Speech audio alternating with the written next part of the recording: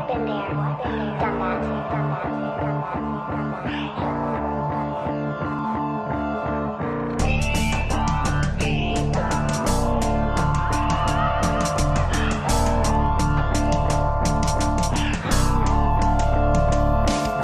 na yun sa limpusa, pwede ba makidaan? Hindi pwedeng hindi ko to lalapagan. Panatao na to, kaya kada bato dapat meron mo ka laging kakapalan. Ibahiman ng porte ko, pawis na gumagamitin ang pluma. Alam nila kung gano'ng kadedikado, kahit tayo pinakauna. Naganda ugaga sila na malaman, nakatayo pa rin yung mga paa. Di mo maiiwas sa madaming hindi bibilib dahil di ka naman kilala. Sige magsibuhat na ng bakuan, total sanay na rito sa pahanginan.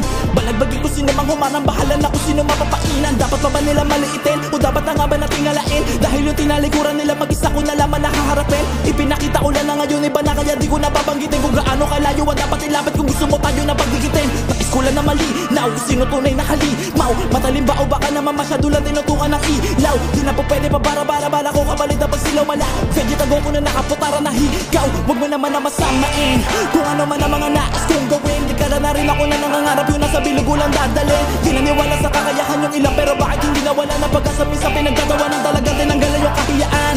Kaya naman gusto naman susukatin ang kapasidad sa sulatan. Hindi ka mabibitin sabay to sa puyatan. Alam namin ko to parang magarbong lamunan. Hindi to mapili sa pigay kung gano'n ka man kainit. Hoy, wala naman ako pakeke. Sabi nila ikaw ay apoy, panahon na rin siguro na maipakita. Di kailangan ng partida, mala Profesor Marquina, yumanig paglabas ng Manila.